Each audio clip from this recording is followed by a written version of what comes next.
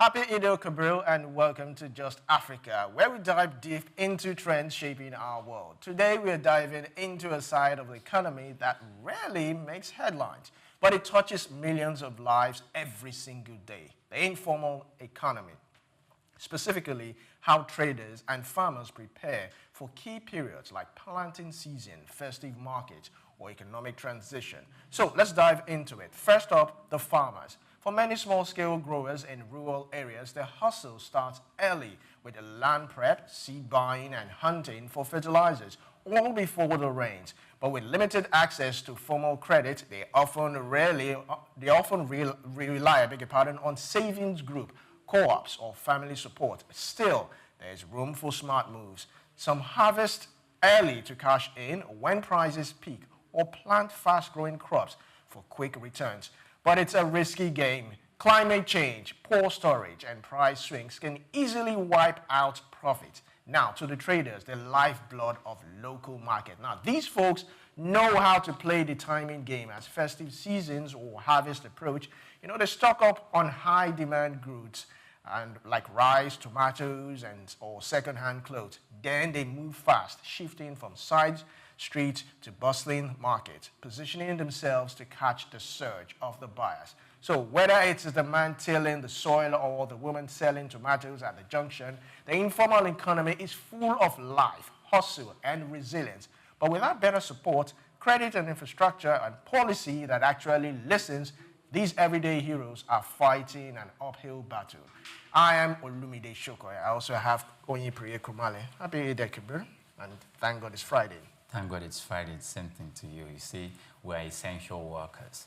We are working, and people are resting at home, eating rice, chewing laps of rams and cow beef.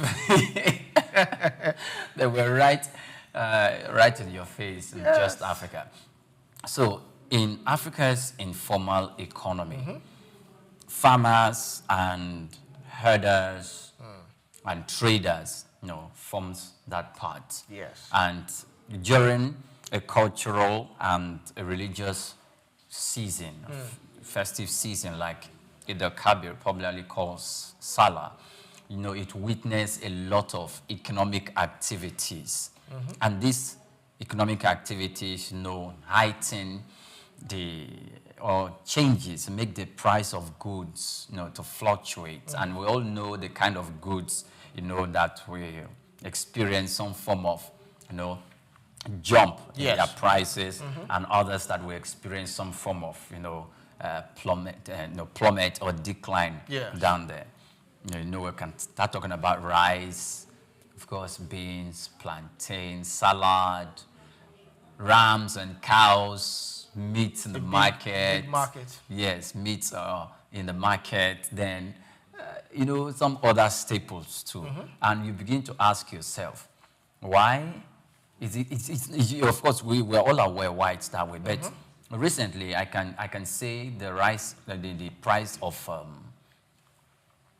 tomato, pepper, when you take a look at them, it's as if they've gone up.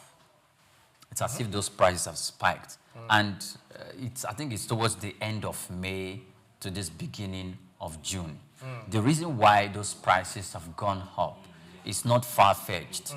In Niger State, you remember the flooding that took place recently in Mokwa community in Niger State that claimed some lives, but also it disrupted transit, bridges, infrastructure that is linking the state, that's part of town, Niger State, to the western, to the south, to the western part of the country. And as a result of that, about some bridges have collapsed. So there are many trucks carrying foodstuff, carrying tomato, carrying perishable goods that are stuck in the north now. They can't really find their way. Not totally general in the north, but in Niger State. So we have lots of goods there, perishable goods, tomato, pepper, garbage, rice, and beans stuck, including yam, potatoes, groundnuts stuck over there. So if you look at the price of some of these things, they are high up there. Just a difference, some margins of difference. Well said, well said. So our topic today is informal economics dynamics, how traders and farmers prepare for this period. We're looking at opportunities and constraints. Now, today's guest is no exception. He is Oluwatosin Oladetan. He is a public policy expert and business strategist. Thank you very much for coming in. Happy Eid al-Kabir today. Happy Eid celebration to everyone out there. And just like the person on the studio has rightly mentioned that there've been some adjustments to the prices. So the first thing is let's take a bit of review as why have we seen an adjustment to those prices. So one of those things is we have that the alliance of Sahel states in which Niger, Mali, Burkina Faso, have moved out of the ECOWAS region. And also recently, the juntas are more or less trying to run an independent trade system. So majority of the cows, majority of the cattle coming from Niger that would have had free access across the border are required to pay taxes or required to pay import duties, right? So when we look at from that angle, because of the livestock that is coming from outside Nigeria that is trying to have access into Nigeria, we are likely to see a spike in the increase of goods and commodities coming from that particular region.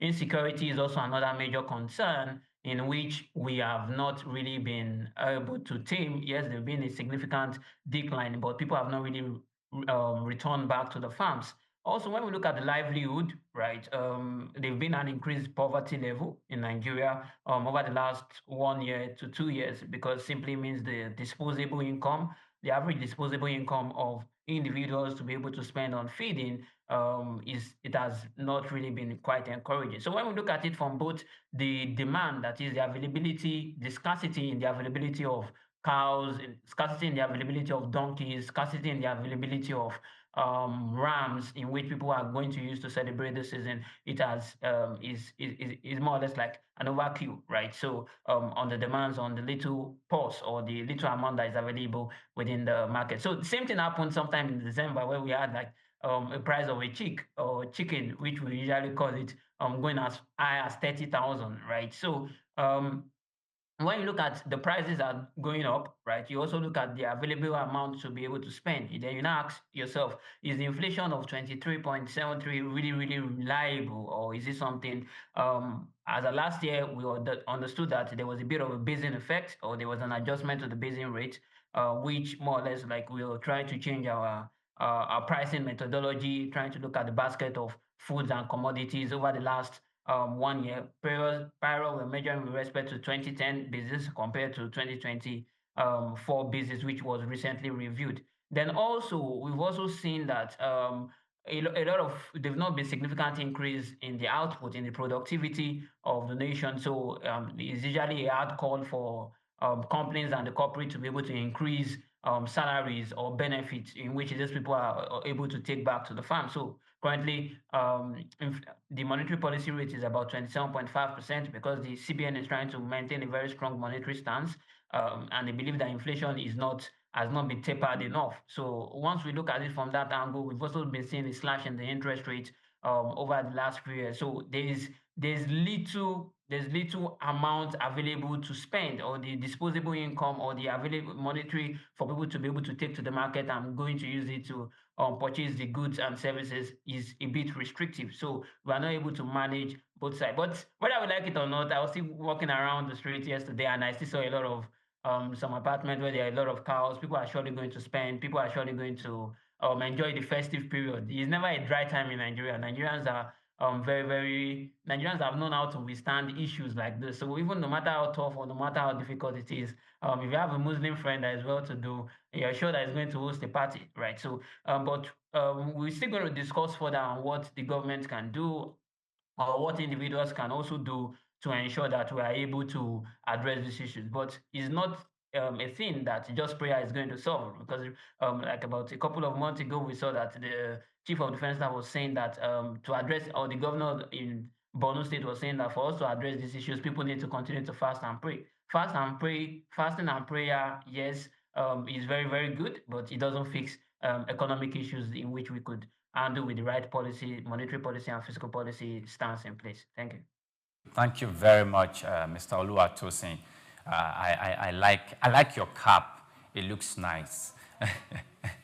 So now let me take you to a bit of what I said earlier on when we started the program. I was making reference to Niger State and the recent natural disaster that took place there, where in Mokwa there was this flood.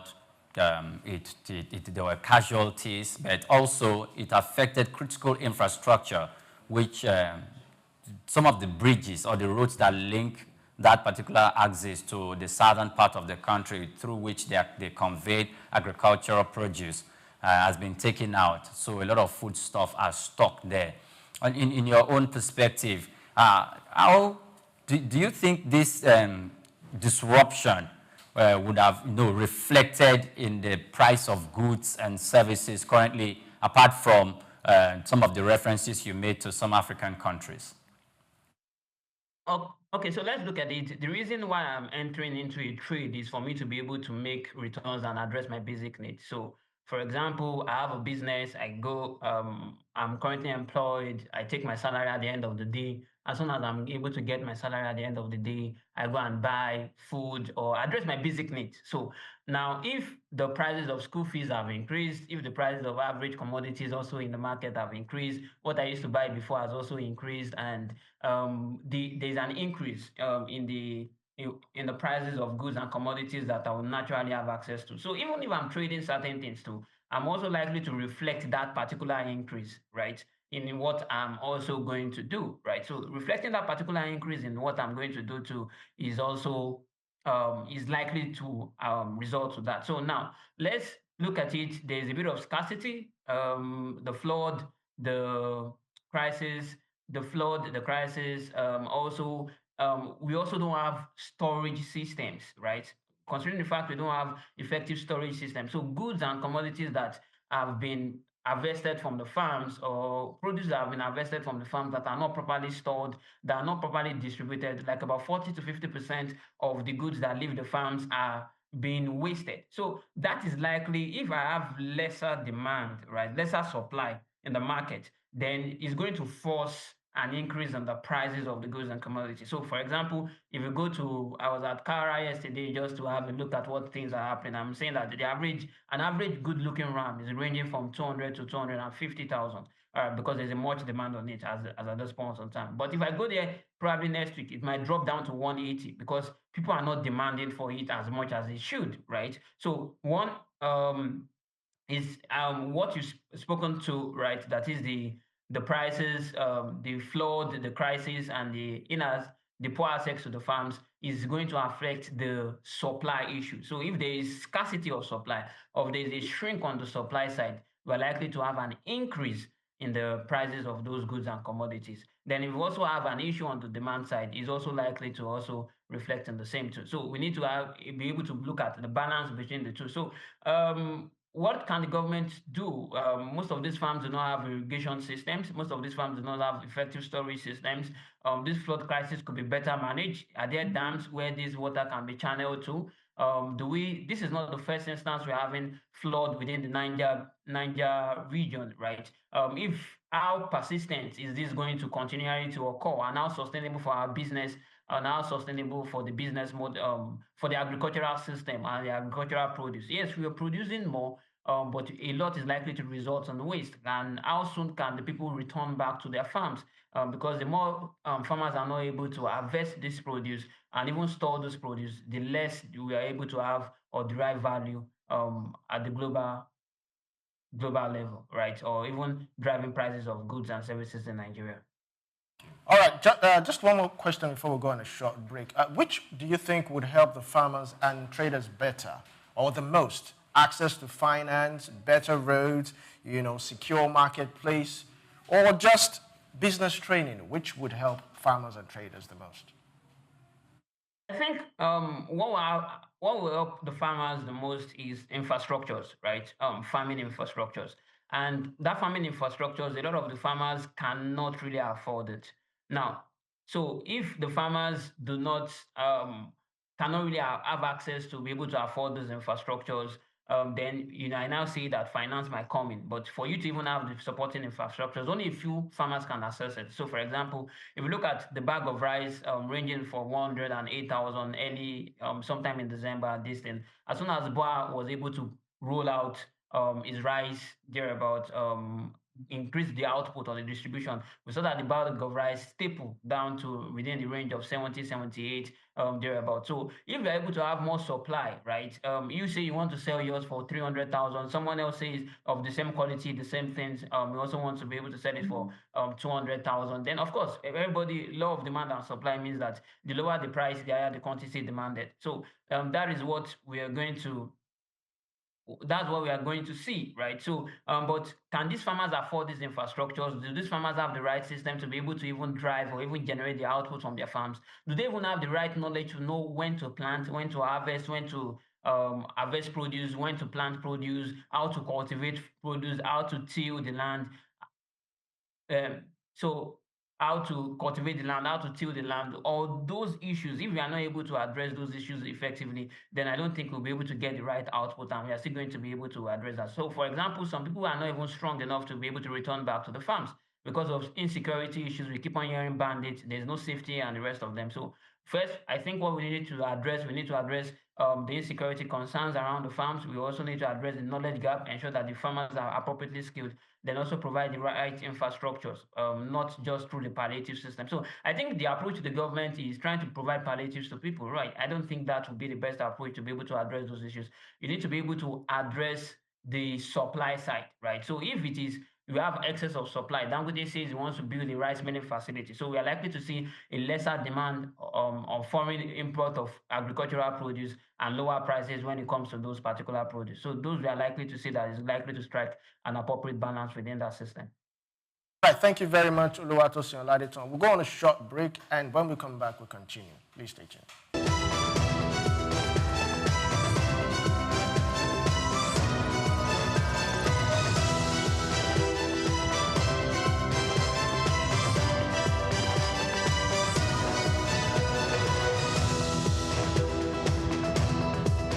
Welcome back. Still happy Eid al-Kabir to all our Muslim faithfuls. Welcome back to Just Africa. So we had the Salah report that we're going to show to you now. Let's have the Salah market survey.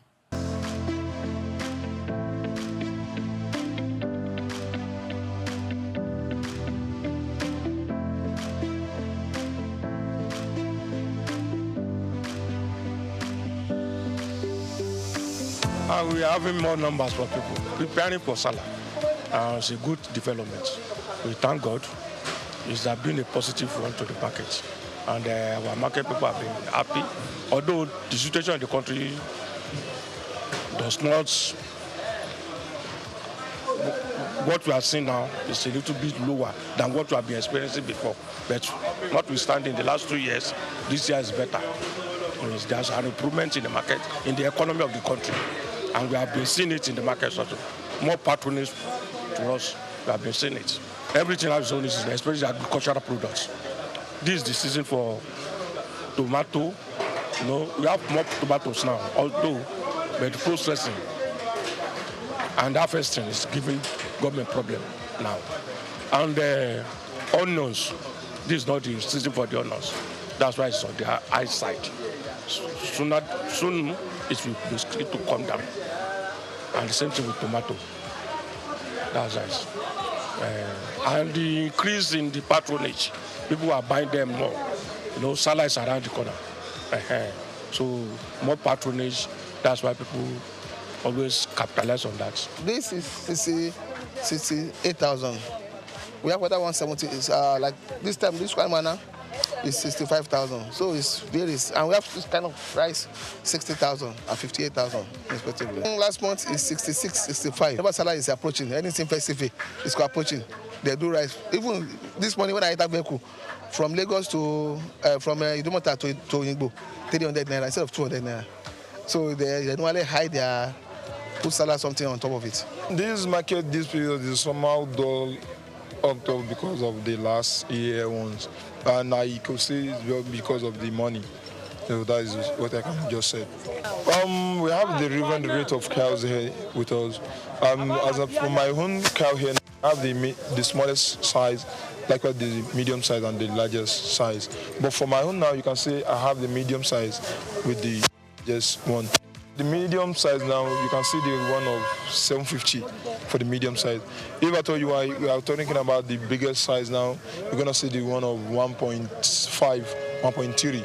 I can say that for you for the cows. I will just try to plead to the government that they should just help us in this, market strategy or whatever. What can I call it?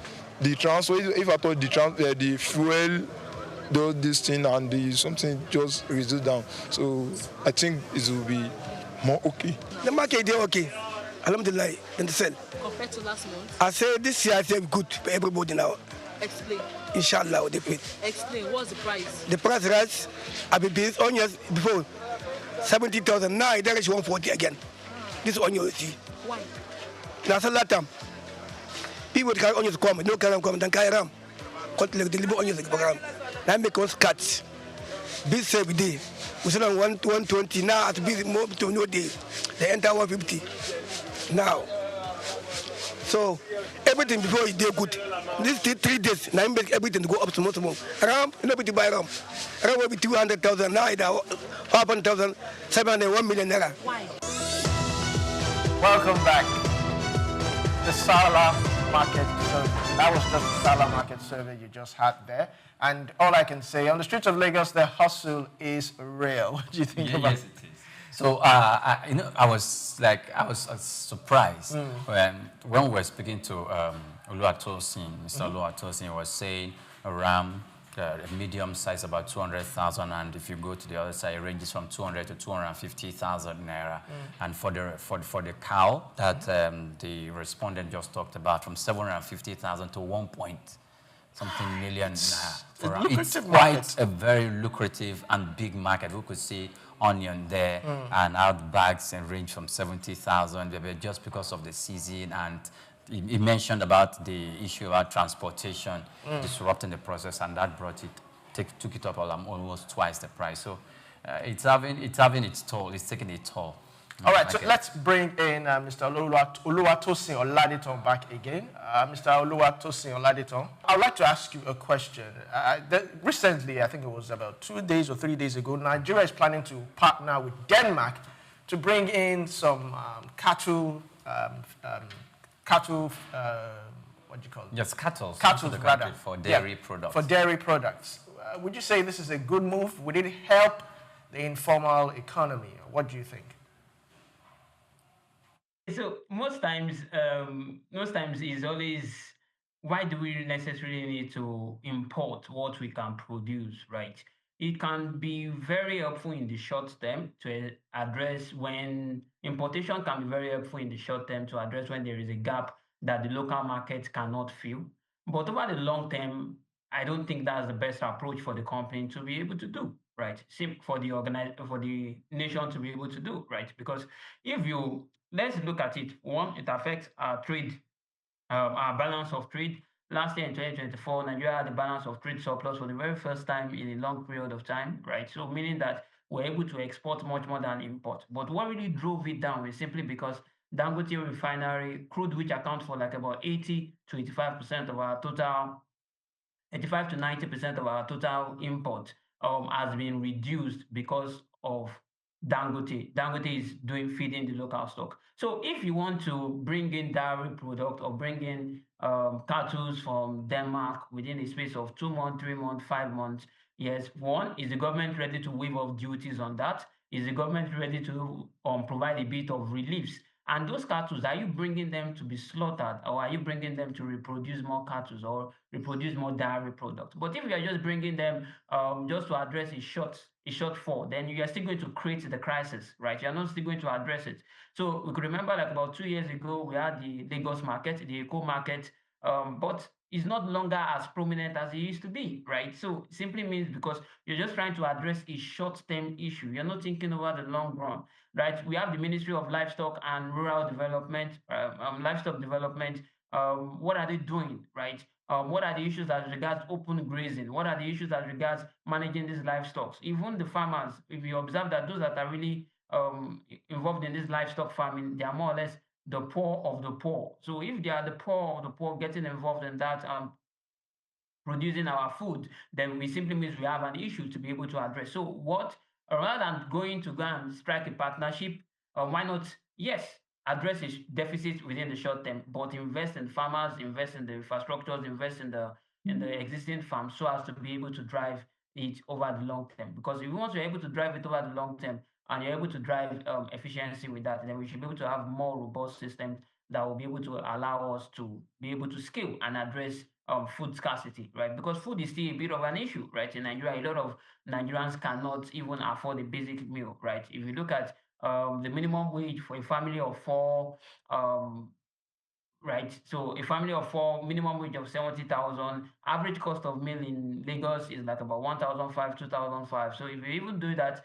removing is not, but if food is so low, if food is so cheap that people can be able to afford it and people can be able to eat well, then I think people should be able to have a better life. But relying is a good idea, is a good bad idea, right? Good idea in the sense that you address deficits in the short term, but is government ready to waive off duties, rebates, and the rest of them? In a bad idea is, do we want to continue to rely on that and not develop the local balance? So if we're able to strike that balance across the two, then we can now make what's the appropriate decision or what's the most appropriate decision for us to take when it comes to importing from Denmark or leveraging other important countries to be able to address issues like that. Okay, thank you so much, Mr. Oluwatosin. Now, what do you think? Do you think there are opportunities for the informal sector with all this, including the government recent policy for importation? Do you think there are opportunities, or do you think this action of the government will actually constrain the growth of the local industry, the local informal industry? So the government action should actually support the local industries, right? So if you're curbing importation, so I have no issues with you curbing importation or reducing the demand to import, but have you developed the local industries to be able to address the demand? Nigeria has over 220 million people.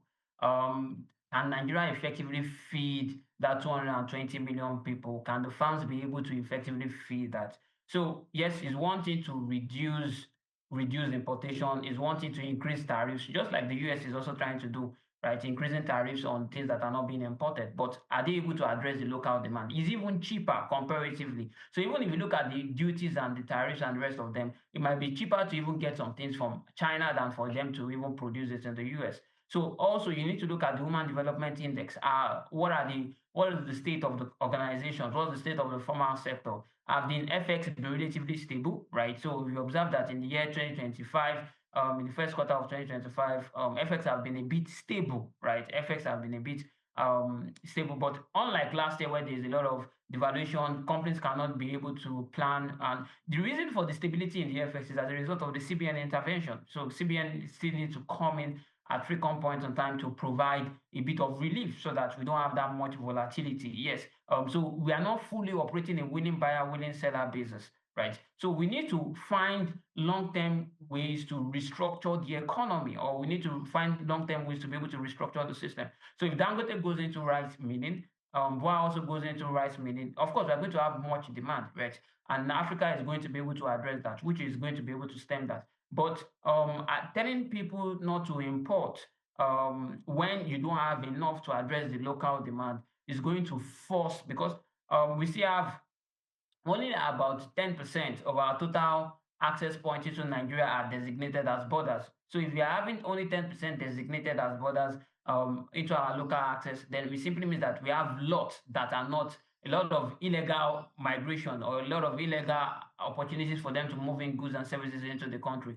And the more we are not able to curtail that, the more we are not able to resolve the real issue. So the real issue, government should address insecurity, government should go back to the farms, provide support, reliefs for the farmers, provide access to finance. Recently, we saw that Merif is doing more or less like a 10%. With a 10% equity contribution, you can be able to have a real estate, or you could have access to a housing facility. Do we also have something like that replicated within within the agricultural sector? What are the agricultural incentives? Or what is the Bank of Agriculture doing? What is the Bank of Industry doing? Are they able to support the existing industries to be able to scale and to be able to deliver? Mr. Oluwatosin Oladetan, if I may come in, just one more question, if you could make it in less than a minute. During busy periods, do farmers, traders, do they rely on loans or credit from suppliers or other sources, and which would you recommend, and how can the government come in and bridge this barrier? So part of the trade barriers is government. What some other organizations, some other countries do is that government, rather than government come in to be able to provide a support, right? So government have a structured scheme. If you want to sell to these farmers, you sell through this particular platform, you sell through this particular portal, government is going to provide some of them as funding schemes for you. Then government is also going to use some other part to develop the farms and develop the ecosystem. But one thing we need to look at is the transportation. We also need to look at the storage. How many of our railways are effective enough to be able to move it from the farm to the market? Also, from the movement of the farm, from the farm to the market, what value is being lost in that? So if government can able to address if government does not want to really address the local end, if government can address the medium or the logistics system around it, you are also likely to have increased output. And if government also need to invest in the agricultural development, ensure that these farmers have the right knowledge, these farmers have increased access to farms. Even where are the government farms, right? Most of the government farms that we used to have in those days in Operation Feed the Nation have been privatized and more or less running as private schemes, right? So we need to have a social stream whereby the public sector and the private sector partner together to be able to drive economic solutions or to be able to drive sustainable solutions in the market. All right, thank you very much, Oluwatosin Oladetan, public policies expert and business strategist. So glad to have you, and of course, happy Eid al-Kabir. All right, quite an insightful and impactful discussion there, and I like how he made certain, remarks, reservations about transportation, that we really need transportation. The government really needs to bridge that gap of transportation and every other thing. Yeah, because most of the roads lead into the farms. Do remember that we've talked about this before, that most of the farms are located in the rural areas. And there's been also a conversation about the presence of government being absent or not really felt in the local areas. So the people, the local population that we have there that are supposed to be, producing food for the cities are now leaving the cities.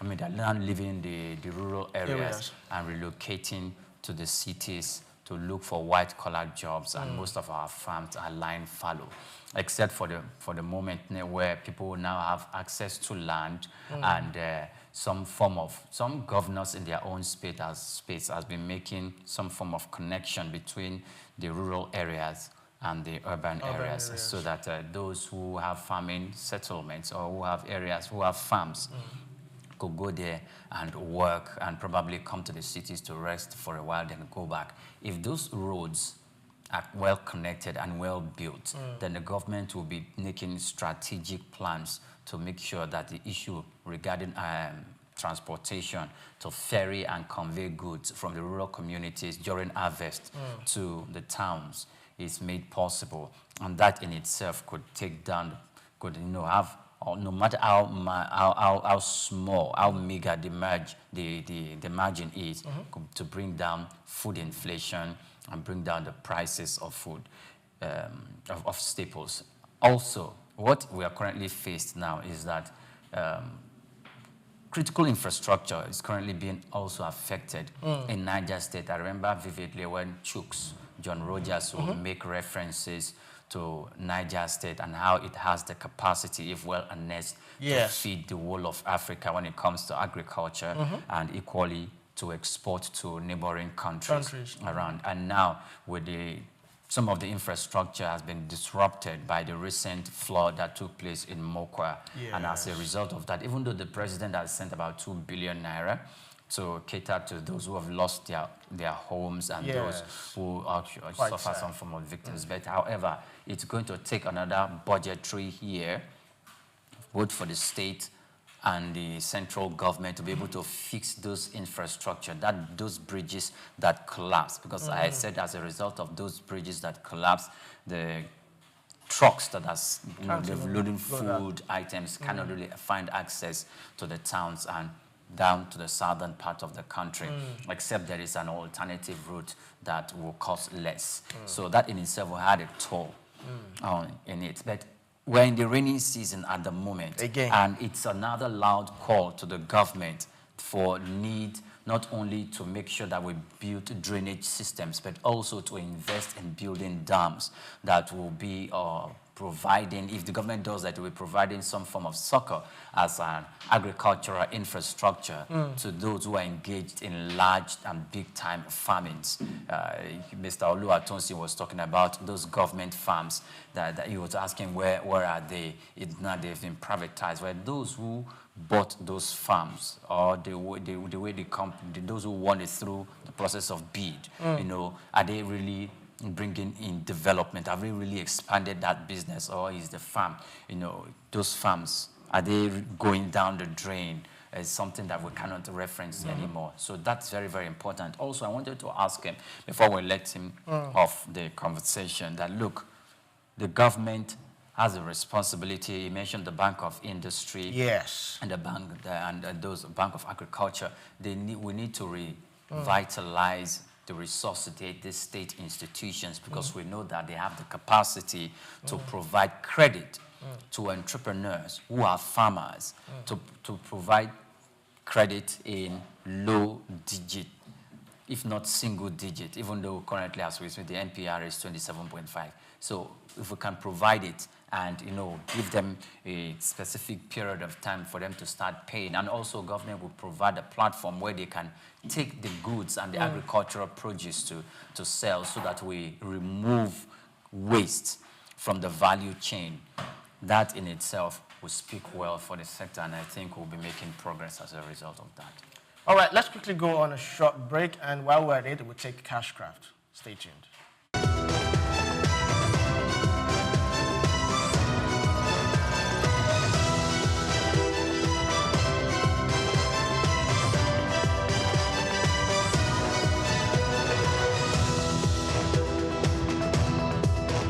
Welcome back to Just Africa, and of course, happy Eid al-Kabir to all our Muslim faithfuls. All right, we still have Mr. Oluwatosin Oladetan. He's still on standby via Zoom. Welcome back, Mr. Oluwatosin Oladetan. Thank you very much. Welcome back. So, you know, you talked about, you made reference to the Bank of Industry. You also made reference to government policy that needs to come into place. You also made reference to some of the government farms that have been privatized. So let me talk about those entrepreneurs, individuals who have farms, not for subsistence purpose, but for business purposes, but they have not really upskilled. And that's because they lack credit to be able to expand their business. How do you think they can access credit to do that, when we know that when they go to banks, one of the things that will be said or they will be faced with is the issue about collateral? How can we bypass this hurdle? Okay, so let me play from both sides. The collateral is more or less like a safety that the bank requires, that in the event when they are going to default, in the event of a default, the bank can have something to fall back on. Also, what's the cost of financing credit in Nigeria? What's the cost compared to the margin? So I go to the bank, I take a 34% loan, monetary policy plus credit spread within 35% to 40%. What is even my gross margin on that particular product? What's my operating margin? If my cost of financing is 35 to 40%, it simply doesn't, it's not sustainable over the long run, right? So we've seen a lot of, the government is trying to introduce some schemes, some agricultural funding schemes, but how many people even have access to it? Is it the right people that have the farms that we were able to have access to it? Working in the space of agriculture, I've been able to look at even getting funds from the government, not because there are not credit schemes in place. There is the Bank of Industry have a 150 million credit scheme, which you can get without collateral. But with 150 million, be able to scale. Yes, it's able to do one or two things. You can cultivate like about 50 hectares of land, 50 acres of land with 150 million. But what is the scale? What is the return? What is the yield on it? So getting access to credit is not the issue. You could have up to 150 to 500 million without collateral. Then if you want to scale it at a larger scale, like 1 billion, the bank needs to protect themselves.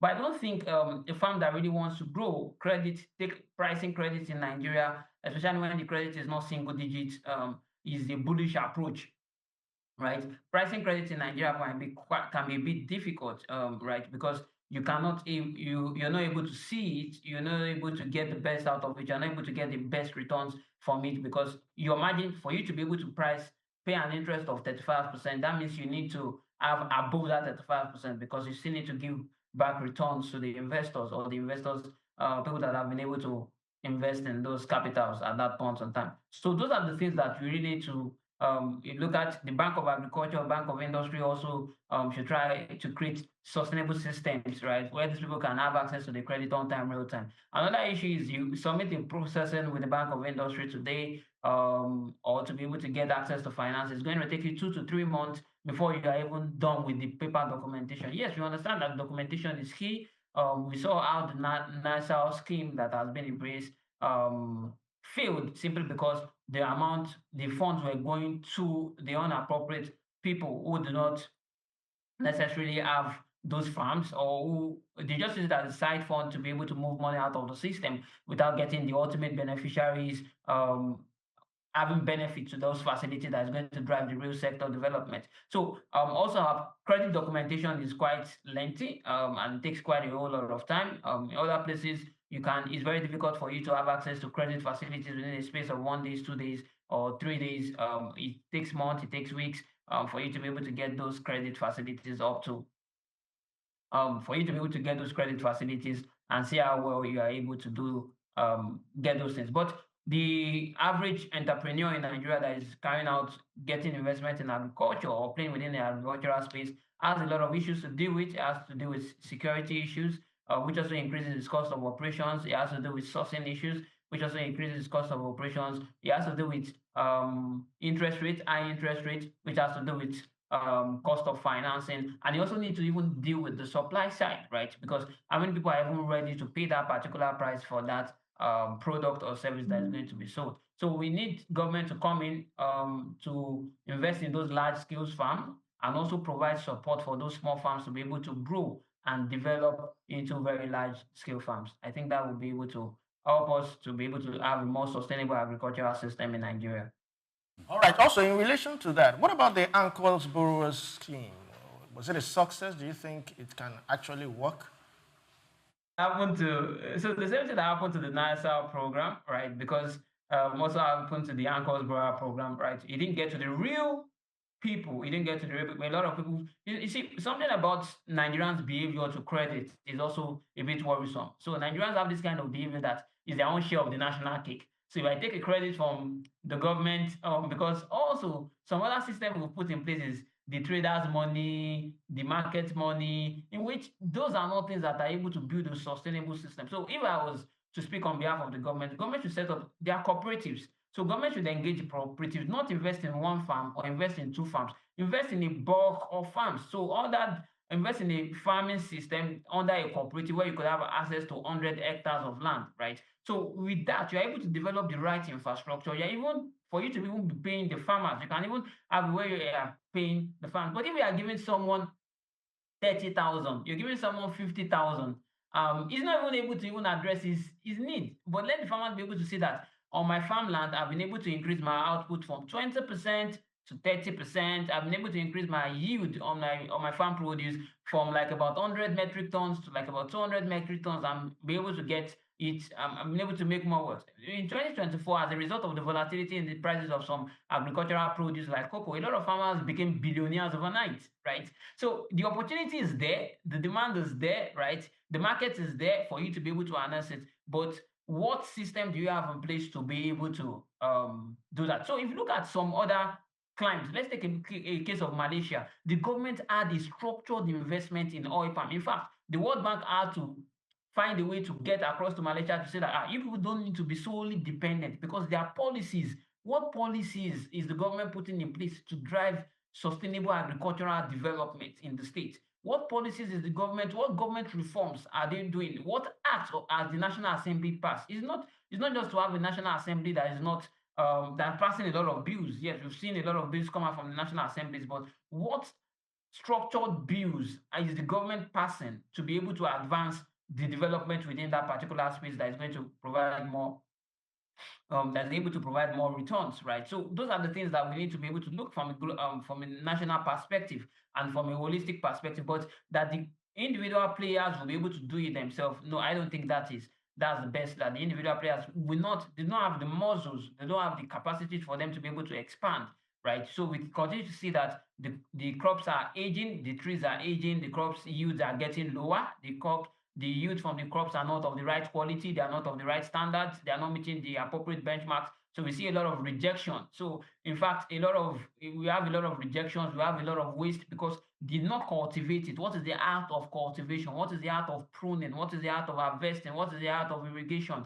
What are the farming systems, practices, and processes that each of those farms have in place for them to be able to deliver the appropriate produce? So if the government is just keep on giving them something that is not sustainable, right? You're giving them access to probably 1 million, 2 million, in which they might think that, oh, this is our own share of the national cake. But if the government invests in structural development, then because you have these farms, right? Or because, yes, we know all land belongs to the government, but because you've been using these farms for a period of time, the government is going to pay you a rental based on your usage of those particular farms, and the government is also going to pay you an output. So if government can take the market off the farmers, government have a structured system for them to be able to store this agricultural produce and also sell, even if it's to the private sector in Nigeria, even if it's to the public sector in Nigeria, right? Or even if it's the external market. So we saw that recently the presidency launched, it was meant to be the Cocoa Management Committee, but we have the Cocoa Board. So what is the Cocoa Board going to do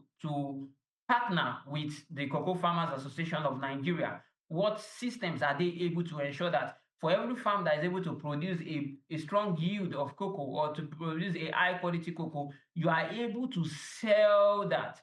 The government is able to influence your pricing, the government is able to influence your planning, the government is able to influence your distribution of that particular produce to the target or to the end users. So it's not that government should come and make credit available. If you make credit available and the farmer does not have the right process, does not have the right, the credit is going to eventually become back. So if I have access to funds and I don't have access to be able to use that funds to generate appropriate returns, then it's more or less like a disarray to the society. So first thing, government needs to, before even providing the credit, government needs to provide the right systems, provide the right policies, provide the right institutional frameworks to ensure that these farmers are better off, right? So if you look at the crude, when we look at the refinery, for example, Dangote wanted to sell, he has a 650,000 barrel per day capacity of refining capacity. But the first thing government had to put in place was that it needed to be able to even buy in Naira, right? It's until he's able to buy in Naira before we can even say that you are able to get the best out of it. But if we don't have the structural systems in place, we don't have the appropriate things in place, I don't think we are going to be able to get the best out of it. Thank you very much. This is a safe place to land, Mr. Oluwatosin Oladetan. Thank you very much. You have been brilliant. We do appreciate your thoughts this morning. All right, that was an impactful and insightful discussion. And this is where we draw the curtains on Just Africa. Thank you for listening. And if you have actually enjoyed this episode, be sure to follow us on all our social media platforms at Sook News Television. Drop a comment, a like, share it with a friend who needs to hear what's really happening on the continent. Until next time, stay curious, stay informed, and stay connected. I am Olumide Sokoya. And I'm Oyinpreye Krumale, and thanks for watching.